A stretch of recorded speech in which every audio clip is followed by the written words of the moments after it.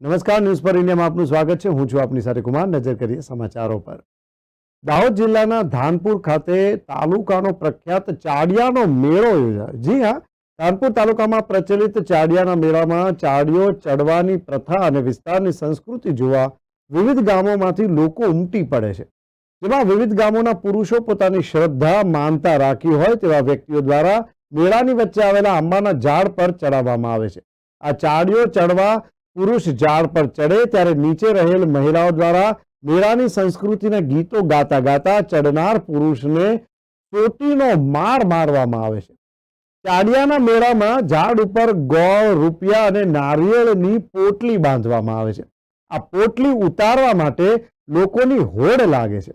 સવારથી જ મેળામાં ભારે ભીડ જોવા મળી હતી અને ચાડિયાના મેળાનો આનંદ માણવા માટે ધાનપુર તાલુકાના આજુબાજુના ગામડામાં માનવ મેરામણની મોટી ભીડ ઉમટી પડી।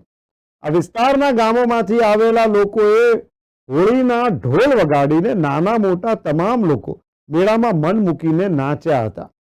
આ મેળામાં વિવિધ દુકાનદારો ઠંડા પીણા, મનોરંજનના વિવિધ સાધનોમાં બ્રેક ડાન્સ, રેલગાડી, જાદુગર, ચકડોળમાં બેસીને લોકોએ મેળાનો ભરપૂર આનંદ માણ્યો હતો અને શાંતિપૂર્ણ રીતે મેળો સાંજે પૂરો થયો હતો।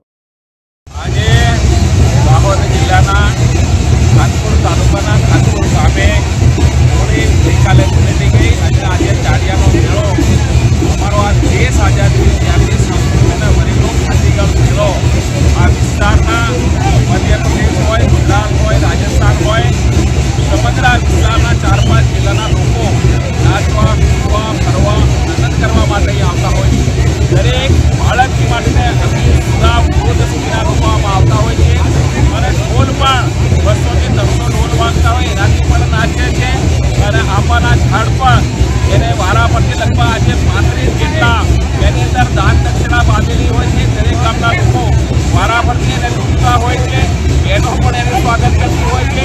આ અમારી સંસ્કૃતિ આ દેશ આઝાદ થયો ત્યારથી મળીને ચાલુ છે અને એનો લોકોને આનંદ છે। સાથે સાથે આ વર્ષે એનાથી વધારે બમણો આનંદ લોકોને છે। એનું કારણ અમારા દેશના વડાપ્રધાન નરેન્દ્રભાઈ